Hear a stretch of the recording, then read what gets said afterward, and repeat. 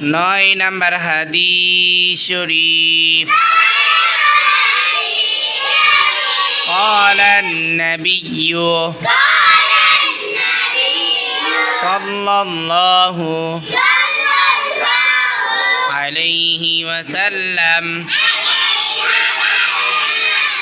إنما الأعمال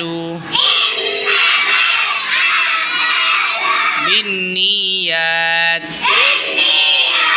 9 নম্বর হাদিসের অর্থ আল্লাহ নবী ফরমায়াছেন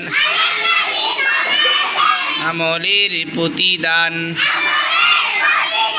নিয়তের উপর নির্ভর করে। 10 নম্বর হাদিস শরীফ قال النبي صلى الله عليه وسلم أخلص دينك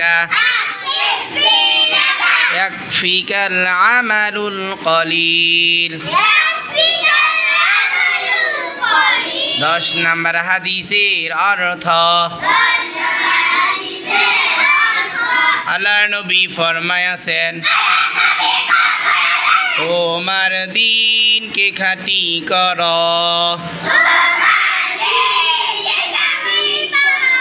অল্প আমলি তোমার নাজাতের জন্য যথেষ্ট হইবে।